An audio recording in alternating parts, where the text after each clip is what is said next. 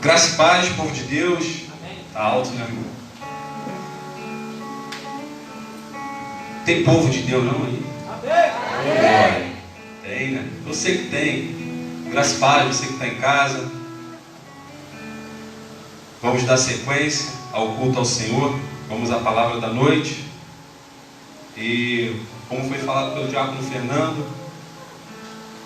esse mês e parte do mês que vem foi estabelecido um propósito de ministrar sobre o fruto do Espírito.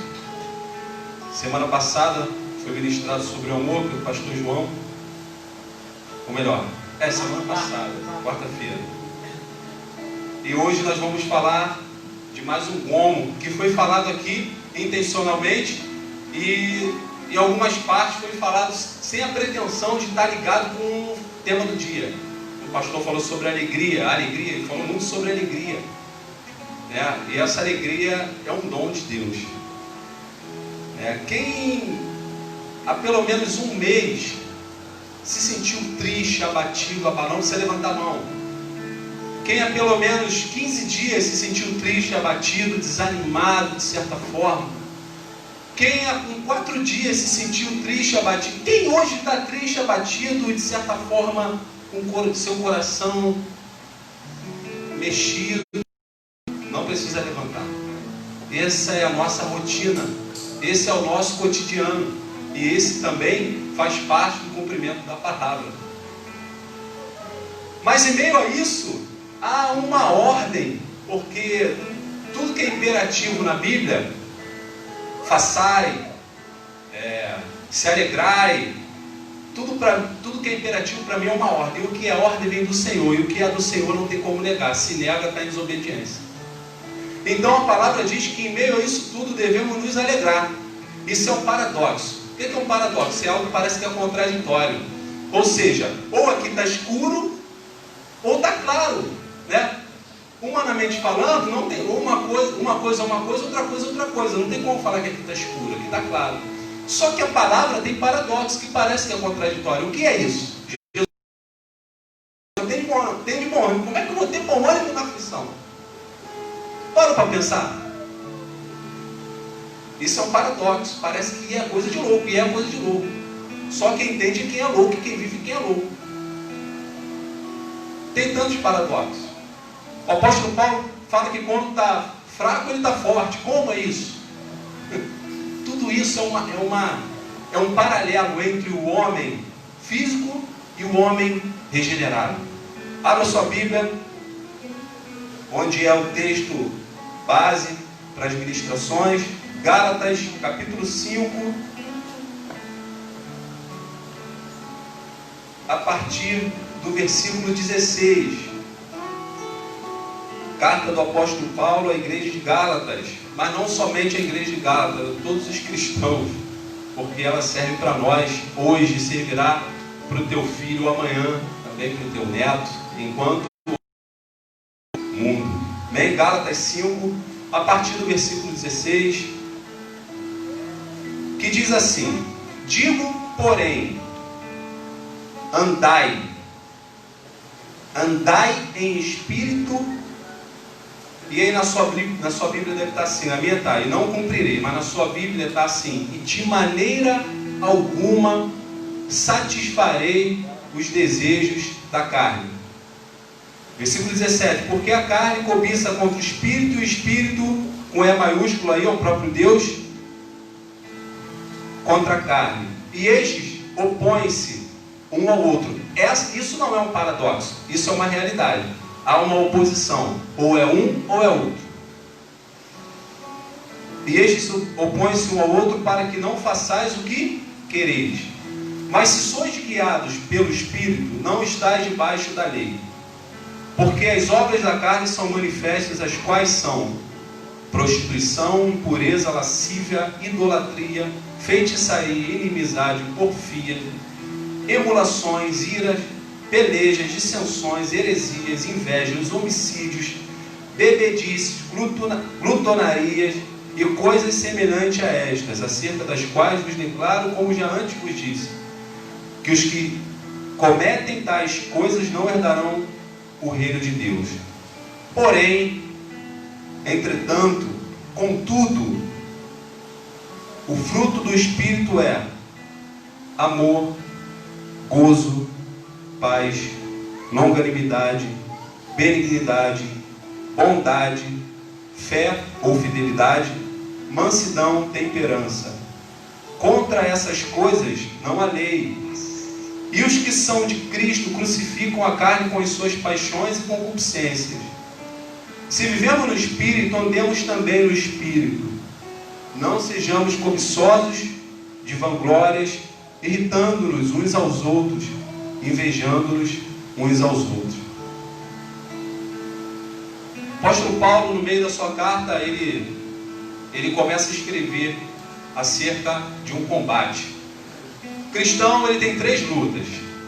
Uma luta é contra o diabo. A palavra diz que o diabo é o nosso adversário. A outra luta é contra o mundo. Jesus diz que venceu o mundo. E a outra luta é contra a carne, que é relatada aqui nesse capítulo. O interessante é, Deus é tremendo, irmão. Deus não vai te dar ou te delegar uma responsabilidade ao qual Ele já não tem te capacitado e me capacitado. Jesus fala para os discípulos, logo após a ceia, depois de dizer que vai ser crucificado, vai ser morto. Imagina o coração daqueles homens que viveram com o próprio amor. Aí Ele fala: tem de bom ânimo, digo estas coisas para que tenhais paz. No mundo tereis aflições ou tribulações, mas tem de bom ânimo, porque eu venci o mundo. Então a realidade do cristão não é uma batalha para vencer o mundo, mas é tomar posse da vitória de Cristo e caminhar nesse mundo. A gente não luta contra o mundo, a gente toma posse da vitória para vencer o mundo. Você não precisa, a gente está lutando contra aquilo que já é vencido, mas é necessário estar capacitado. E aquele que nos chamou, Ele nos vocacionou e Ele disse: eu vou, mas enviarei o Consolador, que é o próprio Deus, que habita em todo aquele que crê no Senhor como seu Salvador. E o Espírito Santo, como o pastor disse, passa a habitar no crente, na obra de Deus. Passa a habitar e, consequentemente, ele dá uma capacidade, ou várias capacidades. Dentre essas capacidades, como está relatado aqui de virtudes de Deus, comunicáveis ao homem, são virtudes de Deus que Deus comunicou ao homem, ou seja, Deus deu ao homem, compartilhou com o homem, para que o homem cumprisse um propósito estabelecido por ele na terra. Entre elas está a alegria. Mas que alegria é essa? Será que é a alegria de uma conta bancária recheada? É uma alegria de um casamento da maneira que eu sempre planejei? É uma alegria do meu filho estar caminhando do meu lado na presença do Senhor?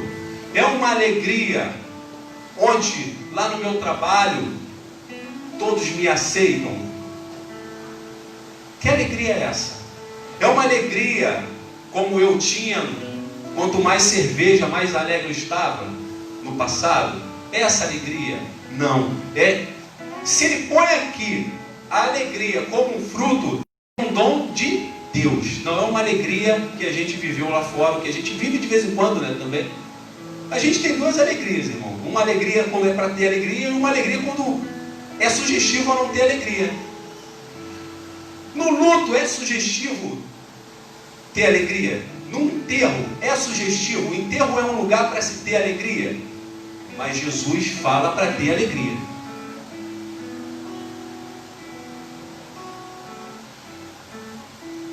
A alegria do mundo ela é sugestiva, ou seja, ela é circunstancial. Mas a alegria do cristão, ela é exigida pela circunstância. Por isso que Deus deu o Espírito Santo para habitar em nós, para nos capacitar quando a circunstância vier, ela exigirá de nós o fruto. O que o apóstolo Paulo menciona aqui é o que Jesus já havia falado. Bem dizer que vos maldizem, não é fruto? Porque naturalmente, se alguém falar mal de você, você vai falar mal dessa pessoa, vai evitar. naturalmente falando. Então Jesus já vinha falando sobre isso. Orai pelos que vos perseguem, faz o bem ao que vos maltratam. Isso tudo é fruto.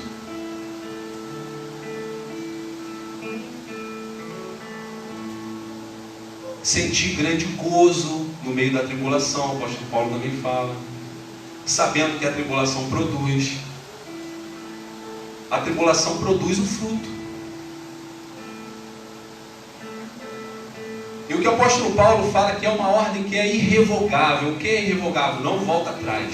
Andai em espírito.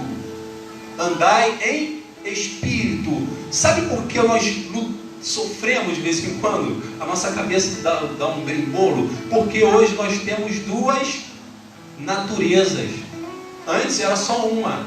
A luta hoje é porque são duas que se opõem. Antes não. Antes a minha carne era o meu Senhor. Hoje não. Quando a carne tenta ser Senhor, eu lembro que o Espírito Santo está em mim.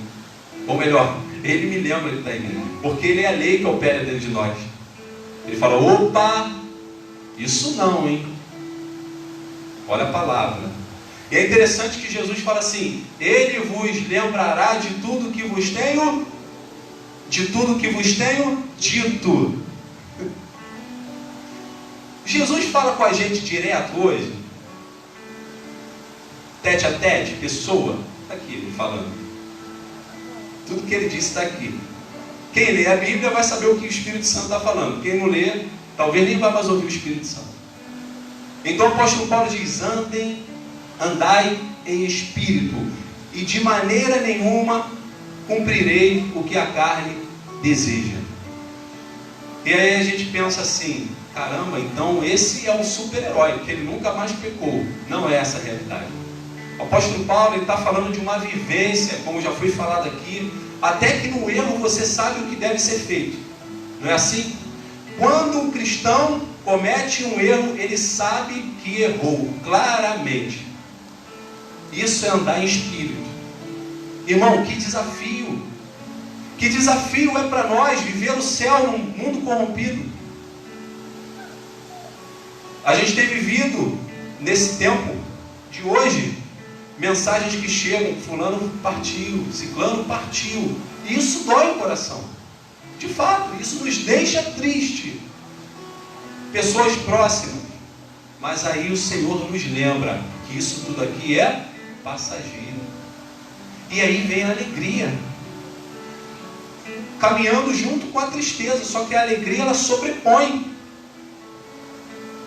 Neemias, no capítulo 8, no versículo 10, se eu não me engano, o povo voltava num pós-exílio da Babilônia, e ele manda o povo ir comer, beber, e diz assim, esse dia é consagrado ao Senhor. Vai, a alegria do Senhor é a vossa força. É essa alegria que ele está falando. Porque eles tinham perdido familiares, tinham sido maltratados, e aí o profeta chega e fala, vai, porque a alegria que vem do alto fortalecerá vocês. O dom de Deus tem a capacidade, irmão, não tem a capacidade de trazer o necessário sobre a circunstância, para você vencer a circunstância. Vai dar capacidade. A gente só não compreende porque a nossa mente ela não consegue compreender isso de fato. É como eu falei, como ter alegria no luto? Como confiar quando o médico diz assim, só Deus? Aí a gente tem uma tendência, quando fala só Deus, a gente acha que é o final, né? Quando fala assim, só Deus, parece que está dizendo assim, ih, agora deu ruim. Mas não é não, é só Deus mesmo, sempre é só Deus. Mas aí o nosso homem exterior, ele sempre requer de nós que venhamos agir de acordo com as circunstâncias. Mas o homem interior, que é regenerado, ele se renova a cada dia. Ou seja, externamente, isso não é uma farsa. Externamente, eu estou consumido. mas internamente, que é espiritual, eu estou sendo renovado. E essa não é a hipocrisia que o pastor falou dos fariseus. Os fariseus eram o contrário. Eles externamente estavam de um jeito, mas interno estava podre. A nossa situação não. A nossa situação externa, ela é corrompida, o físico no contato com esse solo, mas o interior, por meio do Espírito Santo, é renovado. Aleluia. É enchido de esperança, é enchido de alegria, de gozo, regozijo, que é a mesma coisa. É enchido de paz, a paz que excede todo entendimento também é um dom. É enchido de amor quando a circunstância te diz para bater, para afrontar. O teu exterior está corrompido, irmão, mas o interior está sendo renovado. E o fruto do Espírito, ele é exalado, porque o espiritual sobrepõe o físico. Nós não fazemos o que queremos, nós fazemos o que o Espírito Santo ordena. Não é isso? É. A circunstância te diz, vai lá, cara, dá um jeitinho. Faz isso, cara, você está sem dinheiro. Faz. Aí quando tu volta para a palavra diz, manda você, ordena que nós andemos em integridade. E vale a pena, irmão. Vale a pena pagar o preço. Uma vez eu estava conversando com o irmão falou assim, tem que parar com a mentira. Eu preciso falar a verdade. Eu falei, sim, irmão. A verdade dói, não dói? A mentira também dói. Qual o preço que tu quer pagar? O da mentira ou da verdade? Quer continuar pagando o preço da mentira ou pagando o preço da verdade? O preço da mentira nunca está satisfeito com o que tu paga. Mas o preço da verdade, uma vez pago, tu não precisa ficar mentindo. Então são preços a pagar. O preço da irregularidade e o preço da regularidade. O preço de não viver a palavra e o preço de viver a palavra. Jesus, quando chama o discípulo, ele chama o discípulo para dar fruto. Como ter alegria em meio à tribulação?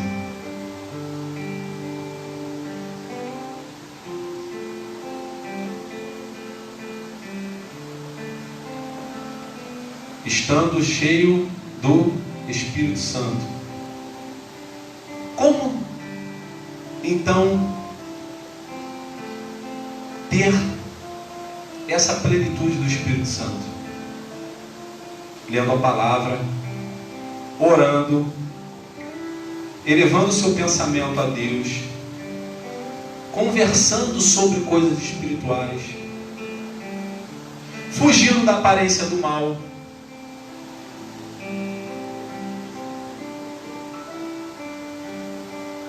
se sujeitando à palavra de Deus.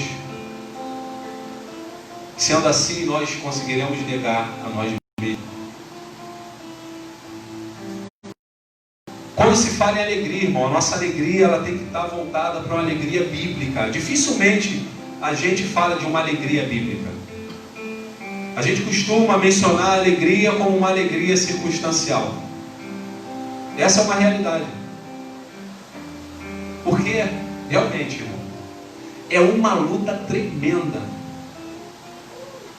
É uma luta tremenda. E você não luta sozinho. Eu também luto. Meus irmãos lutam. Você que está em casa, que é regenerado, luta. Mas como o pastor falou, é prazeroso. É prazeroso, porque o que nós vivemos não se compara com a glória que há de ser revelada. E a alegria, ela é profética. A alegria, ela é futura. Você não vive, talvez, a alegria, mas você sabe que tem uma alegria te esperando. Às vezes vai ter momento que você vai para o teu quarto, sim, vai chorar, vai orar a Deus, vai expor para Deus as suas dificuldades. Acontece. Vai ter um momento do seu trabalho que você vai se trancar no banheiro e vai, caramba, vai chorar, vai pedir um renovo ao Senhor. Talvez naquele momento, para o teu próximo, você não consegue expor a alegria nitidamente, mas você vai conseguir expor o amor, a bondade, o domínio próprio. Por isso que é o fruto.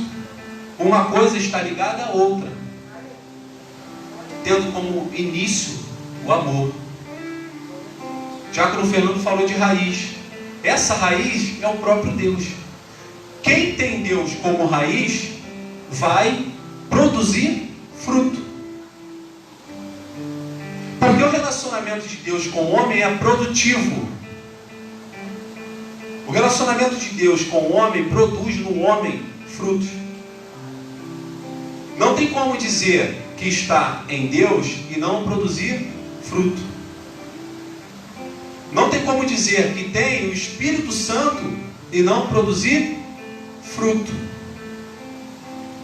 E aí, hoje de manhã eu estava voltando do trabalho, estava conversando com o pastor, e o pastor entrou num tema lá, e é perigoso. Por que é perigoso? Porque talvez você esteja fazendo uma caridade tremenda para uma pessoa, que é o amor, que é um fruto. Mas por dentro eu posso estar mal intencionado. Então, tudo parte da raiz, tudo parte da essência, tudo parte da fonte, não parte do fim, parte daquele que gera, ou melhor, daquele que faz gerar. Viver de aparência é perigoso, irmão. E quando ele olha para a figueira tinha bastante folha. E de fato não era o tempo daquela figueira dar fruto. Mas Jesus olha e vê aquela figueira frondosa. E a figueira sugere, a figueira quando ela está com fruta, com folhas, praticamente quer dizer que ela já deu fruto, porque o fruto vem antes da folhagem. E aquele que sonda o coração, talvez para os discípulos, eles pensaram assim, opa, vamos comer figo. E aí o mestre olha assim e fala, não tem nada. Não é assim? A gente não tem capacidade de analisar, mas o Espírito Santo sonda.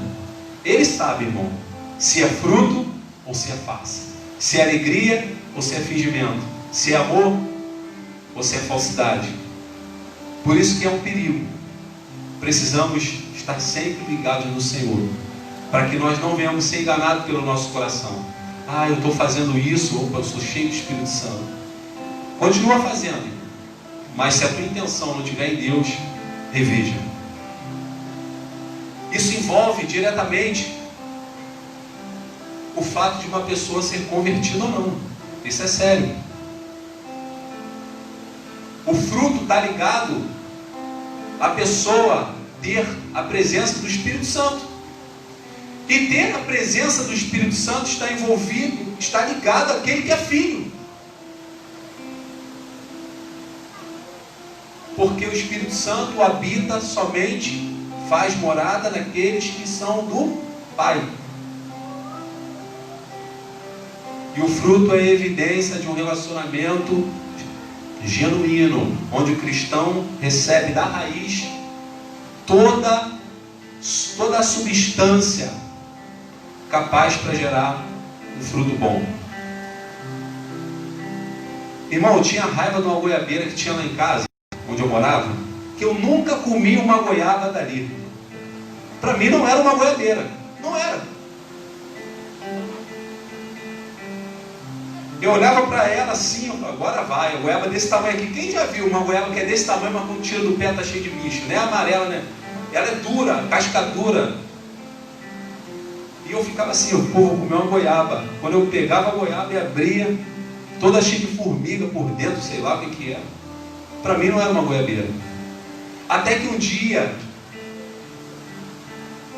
eu fui criando maturidade e entendimento a ponto de nunca mais desejar comer uma goiaba daquela goiabeira, porque eu sabia que ela não ia me dar. Quem não tem para dar. Aquele que tem para dar. Isso acontece naturalmente.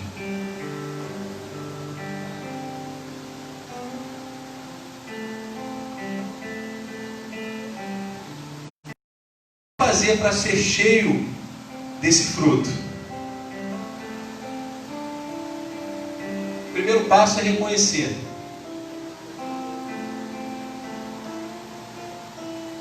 que eu preciso de Jesus. Sendo assim, Ele passa a habitar em mim por meio do Espírito Santo. O Espírito Santo, que é o próprio Deus, habitando no homem, faz a obra no homem e põe no interior desse homem esse fruto com diversos gomos. Hoje, se a gente ligar a televisão, não é sugestivo não ter alegria. Não.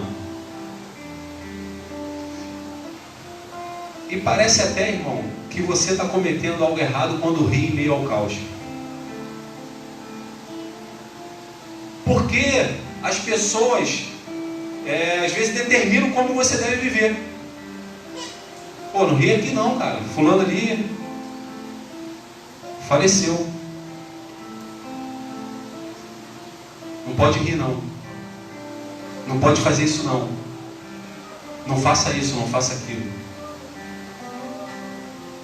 Mas aquele que é cheio do Espírito Santo vai dar fruto. Naturalmente vai dar fruto. Porque é produzido nele, em meio à circunstância, um fruto necessário.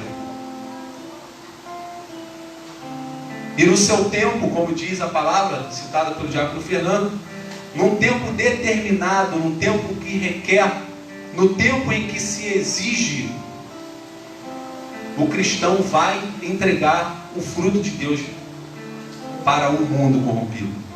Seja a alegria, seja o amor. Quem não já ouviu assim, poxa, nem parece que tu é crente, tu é tão alegre. Né? Pô, não parece nem que tu é cristão, tu é alegre. Esse é o paradoxo. Eu sofro, mas sou feliz. Por que eu sofro? Porque eu sou cristão? Não. Eu sofro porque eu sou de um lugar, mas ainda estou habitando em outro lugar. Eu sofro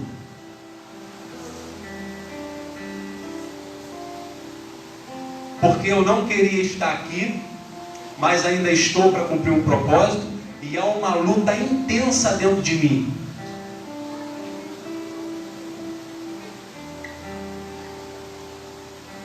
Mas eu sou alegre, porque eu sei que se os meus olhos fecharem daqui a pouco,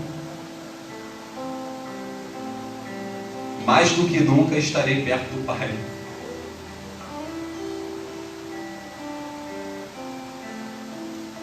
Então, se você deseja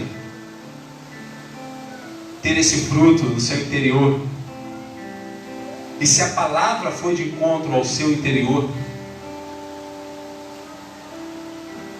basta você reconhecer a sua miséria,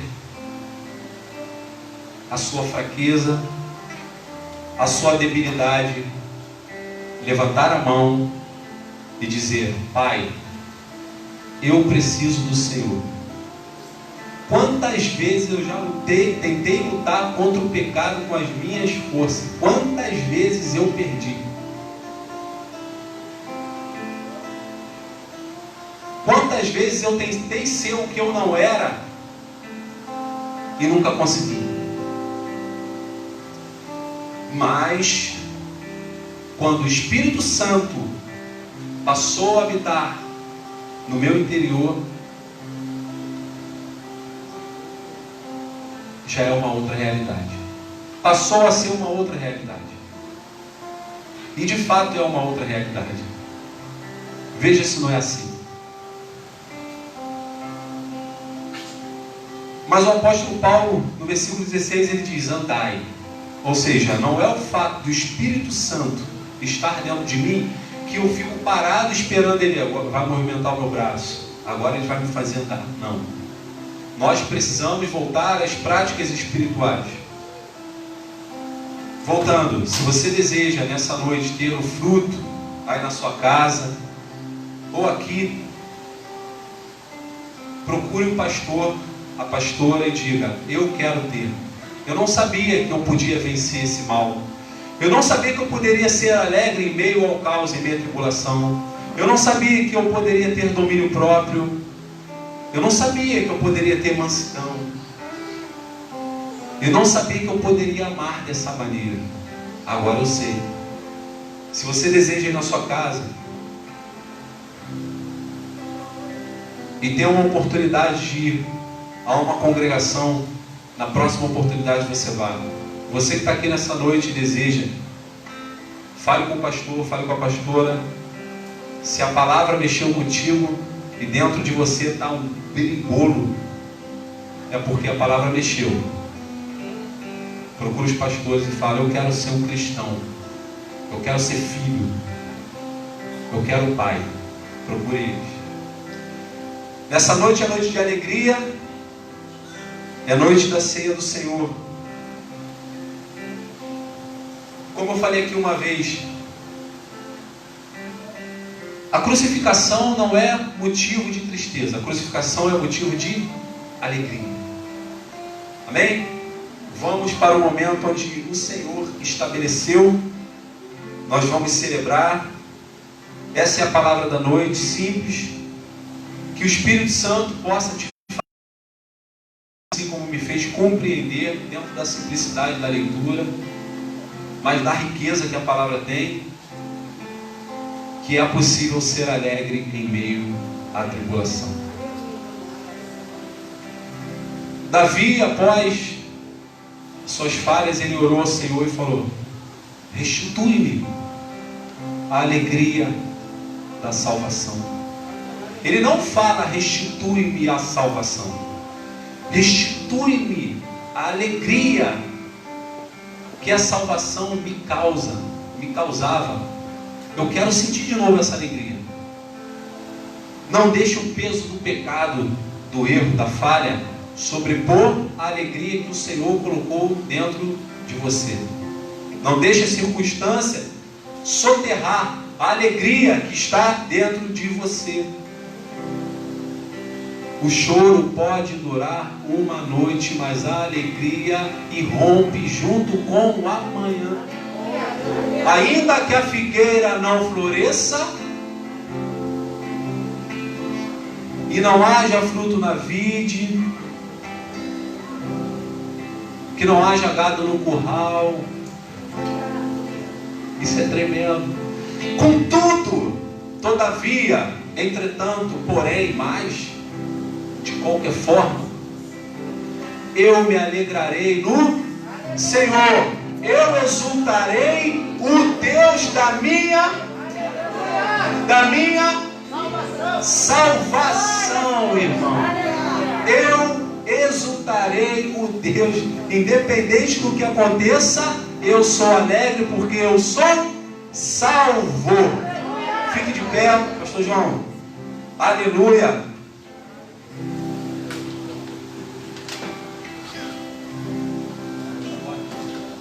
Feche os seus olhos, vamos orar para poder darmos início à ceia do Senhor. Feche os seus olhos, você que está em casa.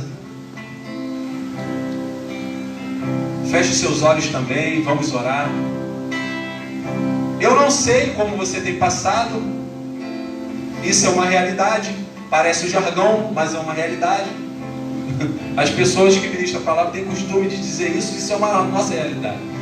Não tem como a gente saber o que você passa. E eu não sei o que você está passando aí na sua casa. Também não sei o que você está passando aqui, você que está aqui nessa noite. Mas uma coisa é certa.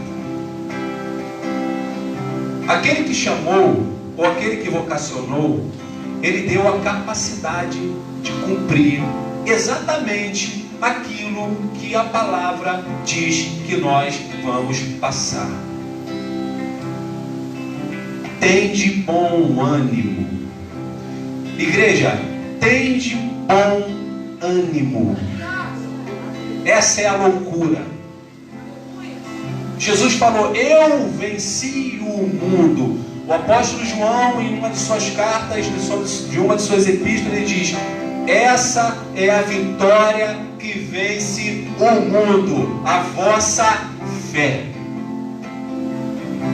Fé de que haverá tribulação, mas também terá bom ânimo. Vai passar, irmão.